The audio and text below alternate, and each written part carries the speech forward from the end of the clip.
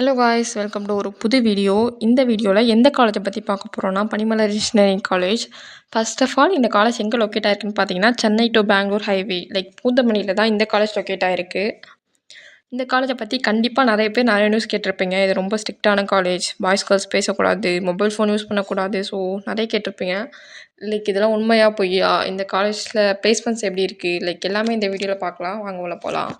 பேசிக்காக இந்த காலேஜில் 16+ கோர்சஸ் ஆஃபர் பண்ணுறாங்க.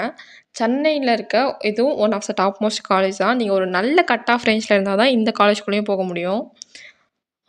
நீங்கள் எதிர்பார்க்குற டிபார்ட்மெண்ட் இந்த காலேஜில் வந்து ப்ரொவைட் பண்ணாங்க இருக்குது அப்படின்னா, நீங்கள் வந்து கண்டிப்பாக ஜாயின் பண்ணலாம். ஸோ ஹாஸ்டல் ஸ்டூடெண்ட்ஸை பற்றிக்காக ஒரு இன்ஃபர்மேஷன் அதை நான் வீடியோ லாஸ்ட்டில் சொல்கிறேன். இந்த காலேஜில் ஃபேக்கல்ட்டிஸ்லாம் பார்த்தீங்கன்னா நல்லா வெல் எக்ஸ்பீரியன்ஸாக இருப்பாங்க. ஸோ நீங்கள் அதர் ஸ்டேட்லேருந்து வந்து படிக்கிற ஸ்டூடெண்ட்ஸ்க்கும் பெருசாக எந்த பிரச்சனையுமே இருக்காது. ஸோ நல்ல எக்ஸ்பீரியன்ஸான ஃபேக்கல்ட்டிஸ் தான் இங்கே ப்ரொவைட் பண்ணுறாங்க.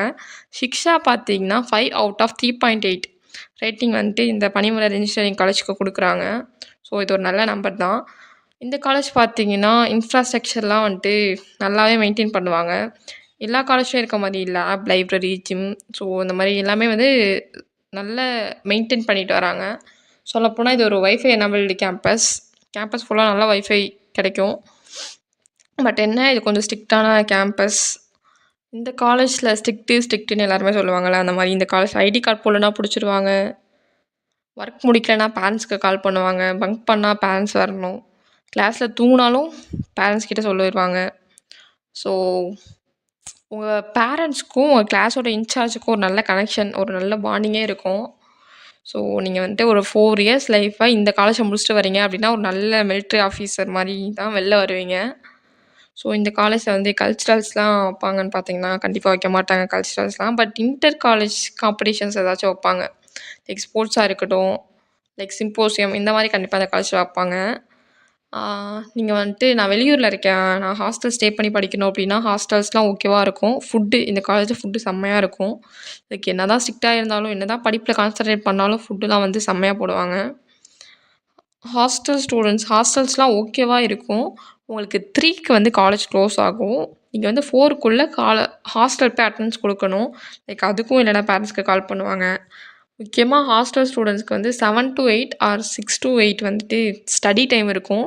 நீங்கள் அப்போ வந்து ஸ்டடி ஹால் வந்து ஸ்டடி பண்ணணும். அப்படி பண்ணி தான் ஆகணும். வேறு ஆப்ஷனே உங்களுக்கு இல்லை. ஸோ இல்லை, நான் வந்து காலேஜ் லைஃப் ஜாலியாக இருக்கணும், பங்க் பண்ணணும், அதுக்கெலாம் வந்து இங்கே சான்ஸே இல்லை. என்ன ஆனாலும் நடக்காது. இங்கே வந்துட்டு முக்கியமாக இந்த காலேஜில் உங்களோட ஸ்டடீஸ்க்கு தான் ஃபோக்கஸ் பண்ணுவாங்க. நீங்கள் வந்து இந்த செம்மு, கேட், இன்டர்னல் இதெல்லாம் வந்து கிளியர் பண்ணி நீங்கள் செம்மை கிளியர் பண்ணுறதுக்கே உங்களுக்கு டைம் வந்து சரியாயிடும். ஸோ ஓகே, நான் கஷ்டப்பட்டு படிப்பேன், எனக்கு வந்துட்டு நல்ல ஸ்கில்ஸ் டெவலப் பண்ணி ப்ளேஸ் ஆகணும். இந்த காலேஜில் ப்ளேஸ்மெண்ட் எப்படி இருக்குது அப்படின்னு சொல்லி கேட்டிங்கன்னா, அப் டு 95% வரைக்குமே ப்ளேஸ்மெண்ட் இருக்குது.